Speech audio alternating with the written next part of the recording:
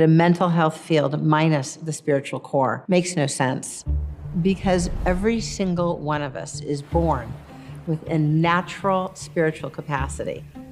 We have never had a time where we have had as many people suffer from an atrophied spiritual core. And with the sharp decline in personal spiritual life, there has never been as elevated rates of addiction, depression, and even suicide. We are addicted to goals. We don't even see it. Where life is about setting goals and achieving them, to the expense of being in relationship with the deepest force of life. Now, scientists cannot define spirituality, but what science can do very well is take our lens, whether that lens is an MRI study or epidemiology or genotyping, and point at the impact of spirituality on the rest of our lives.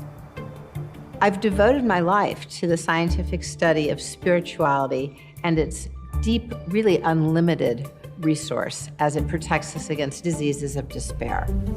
Our deep spirituality is our greatest resource for renewal, for healing. And even when we're faced with profound mental illness, spirituality is our source of hope.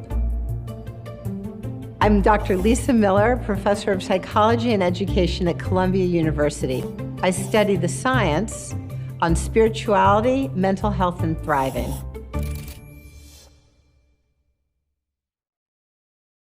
Together with my colleagues, we looked at people who recovered from depression through an awakening. We could see that people who suffered the most really derived profound support and even renewal when connecting to their higher power, to God, the universe, whatever their word might be.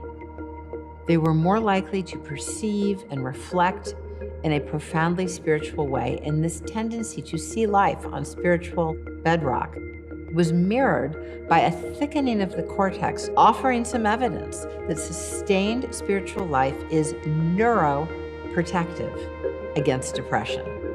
And in addition, when we looked at the awakened brain, what we saw is that universally, we are drawn into an experience in which we are loved and held, guided, and never alone.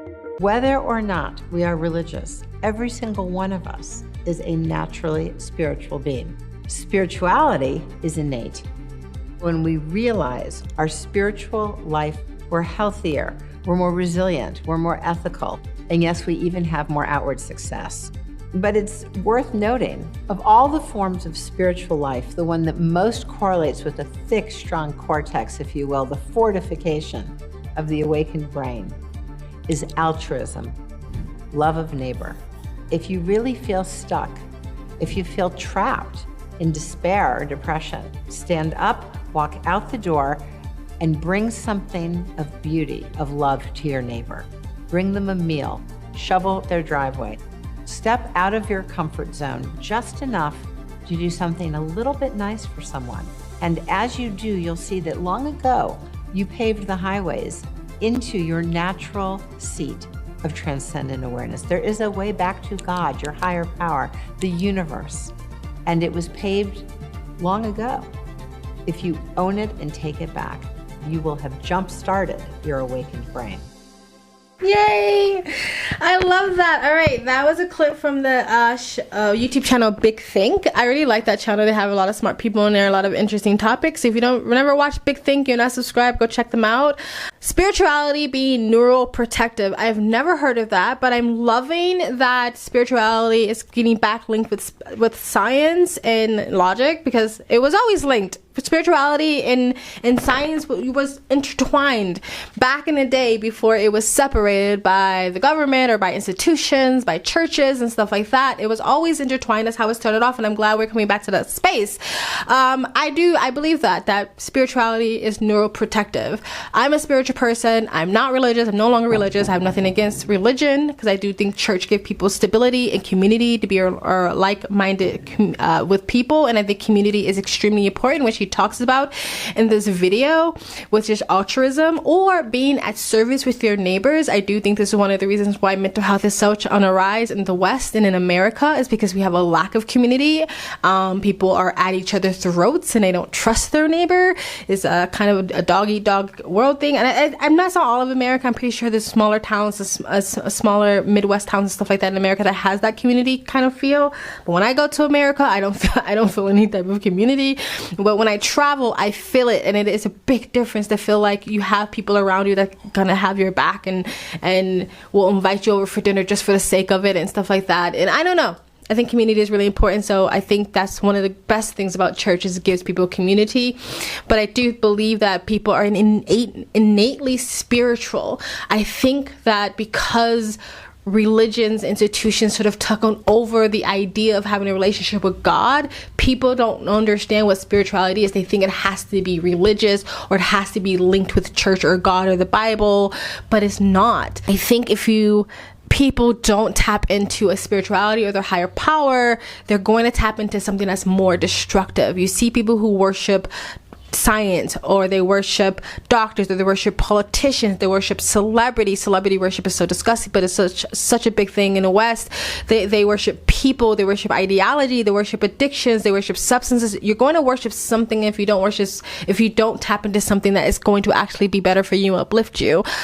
Spirituality has definitely been my driving force and helped me so much throughout my life, and I love the fact that I'm a spiritual person and I have a relationship with God. I love the fact that I even had a Christian upbringing because it set me on the right path.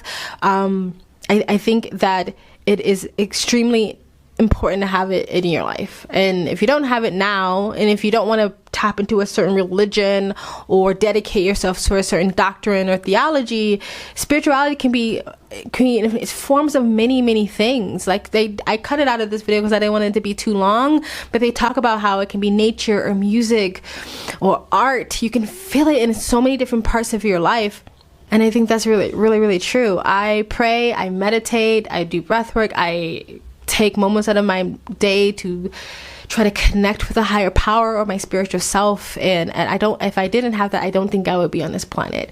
So I agree with her. I think the decline in faith, the decline in spirituality, the decline in the belief of God is linked to the incline of mental health, the mental health crisis we see in the West today. Even if you don't believe in God, like even if you have fake it till you make it, I do think that it really does serve a purpose. But let me know what you guys think in the comment section below. Please like, comment, subscribe, hit that bell to get your notifications when I do upload. All that really does help with the algorithm, guys. You can donate. It keeps me on this platform, and you guys have an amazing day. Bye. The mental health field minus the spiritual core makes no sense, because every single one of us is born with a natural spiritual